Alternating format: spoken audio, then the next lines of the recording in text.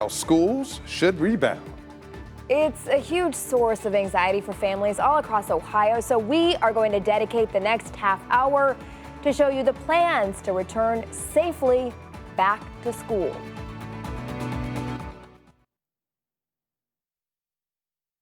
Tonight, a News 5 special report. Schools finalizing plans to rebound amidst the coronavirus pandemic, online and in person. We're all in this because we love connecting with children. Tonight, candid conversations with students. I would not want me, my family members, or any of my friends to get it. With teachers. There is no right answer. It's just what you feel is best. And with parents. There's not a good and easy answer, but it does seem like there's a safer answer. About the best ways to go safely back to school.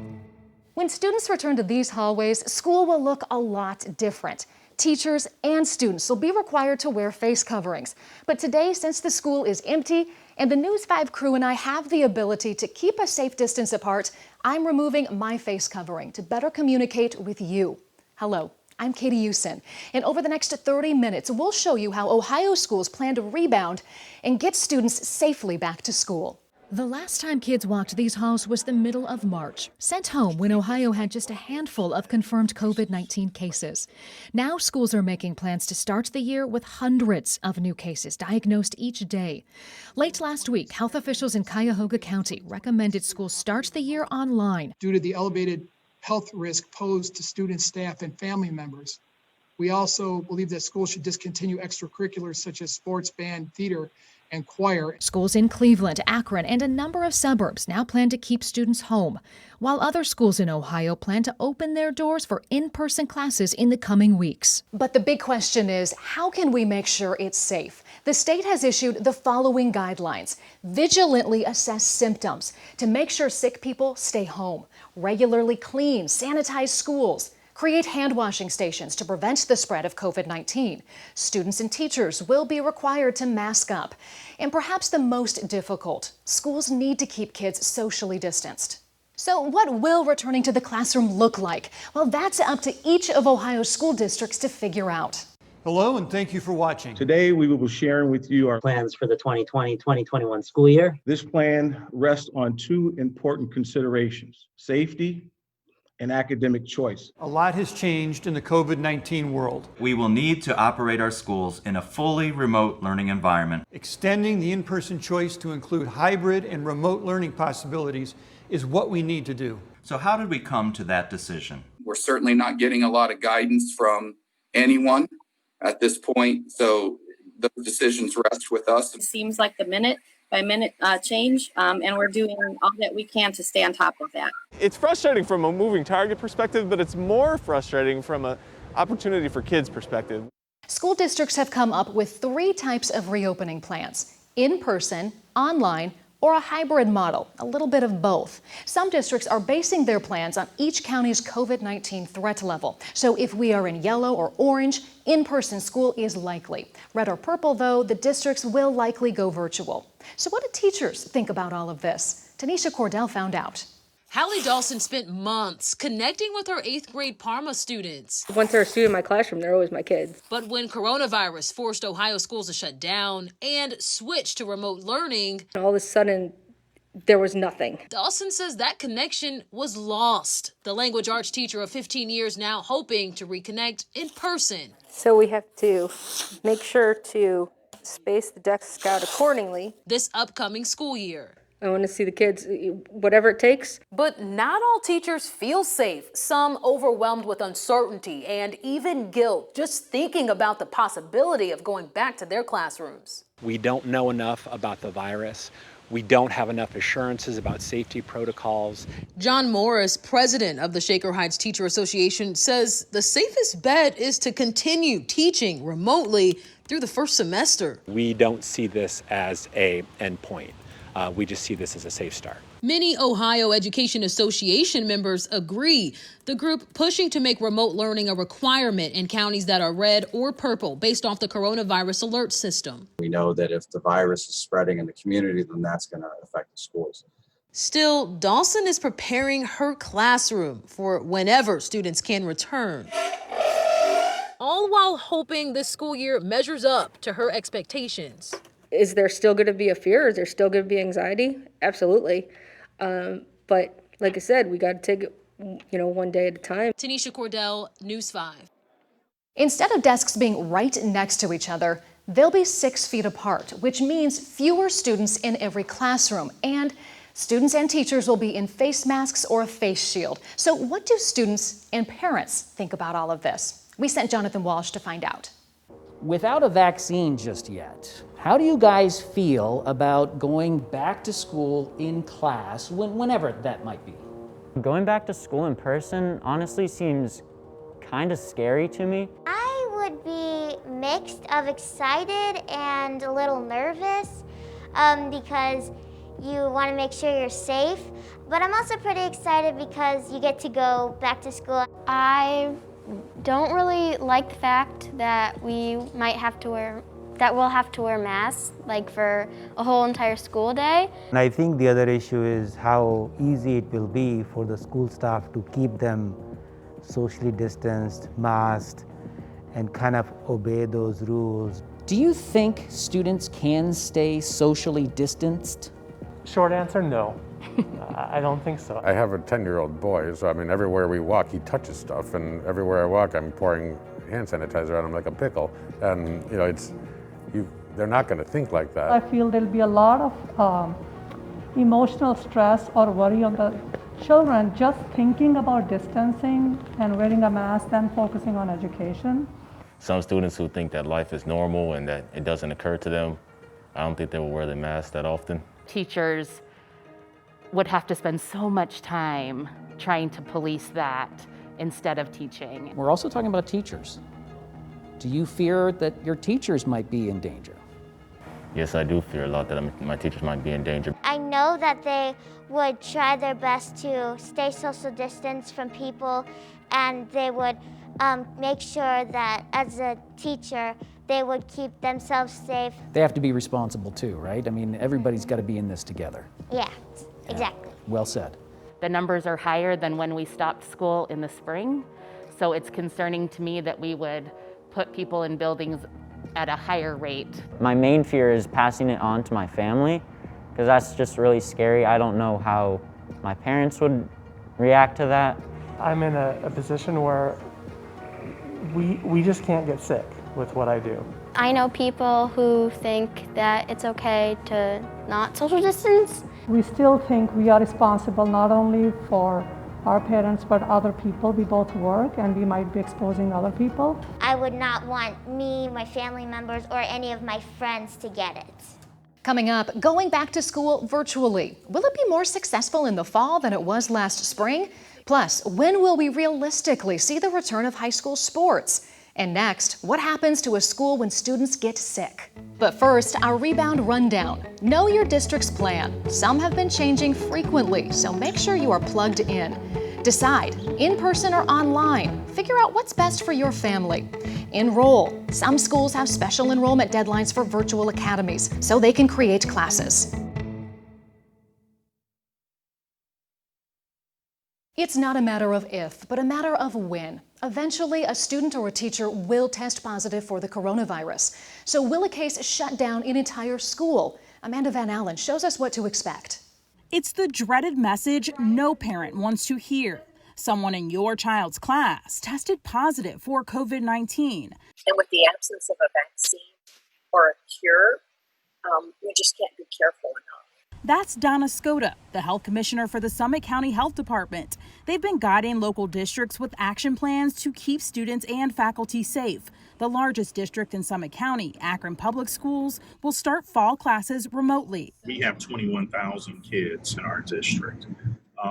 We have a lot of health disparities within our population. But when they do go back, here are some things that will happen if a student or faculty member is showing COVID-like symptoms. The student will be held in an isolated room until they can be picked up. If any staff member came in and developed symptoms while at work, we would ask that person to return home. If someone in your child's class does test positive for the virus, the health department and or the school may reach out to you and advise your kid to quarantine, depending on how much contact your child had with the person infected. And don't be surprised when they do not reveal the name of the sick student. HIPAA rules still apply. We encourage schools to use a lot of discretion. You don't want people stigmatized. Amanda Van Allen, News 5. Next, going to school virtually, how the lessons from the spring are informing plans for the fall.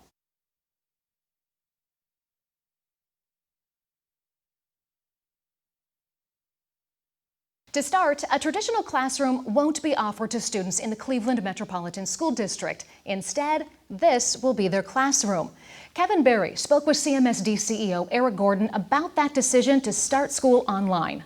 We're not going to put our kids and community at risk when they're telling us they're not comfortable, they don't feel safe, and the evidence tells us that they're right. That's why Cleveland Metropolitan School District CEO Eric Gordon told me the district's plans are tied to Ohio's color-coded county system. As Cuyahoga County's status changes, so can the plan for instruction within the district. Right now, the county is in the red, or second most severe level. So if the county's red, but things are improving, then we think we can get to a hybrid experience and be back to school. Gordon says being careful is especially important now because much of his school population is at risk. My community is 86% people of color, and the communities of color have been afflicted 4 times the rate of the white community. Gordon says the focus now is making the best of a situation that everybody knows isn't ideal.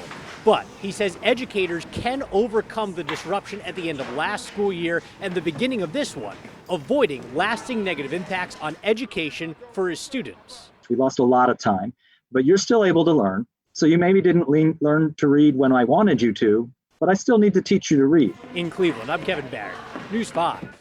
So how did online school work last spring? The 5 on Your Side investigators surveyed 75 districts across Northeast Ohio. Large urban districts like Cleveland didn't track online participation. Instead, they raced to get students computers and internet access, which hopefully puts them in a better place from a technology perspective for the fall. So of the districts that did track participation, some of the highest achieving districts had 80% of students participate, while 20% did not.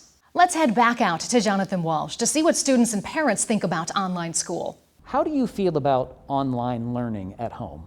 Now that I'm, going into high school, I think making that switch online might be a little bit harder. I feel like it's a way better option than going back into the building because online learning, we won't have to worry about, the mask or anything like that. Jalen, you say that, online learning is a safer option. But what do you see as some of the challenges? Some of the challenges are like the teacher not helping you directly. Sometimes you need a lot, like your teacher's help, because something may be really confusing to you that one of your family members doesn't get. If the teacher is explaining, say, 5 steps in a math problem and your child does not understand step 3, he has to wait, send an email out, and it might take 24 hours. You're on the screen. Okay, are you working on homework? Or are you just on screen, doing your social stuff, right? So it's, policing that as well. What do you do with your 9-year-old when you have to go to work and you can't afford to have someone there every single day with your child? It's a huge dilemma. I worry about kids being home by themselves, that are not ready to be home by themselves. How did things go in the spring? Most of my teachers are pretty good at communicating, but not all of them were good at it. If it goes anything like it did in the spring, I still don't know how to make it work. Do you expect more from an online learning experience now because of what happened in the spring and what we've learned there? I think that they probably will learn how to make things easier. My son's teacher learned with my son is that once a week he needed to have a face-to-face with her on video.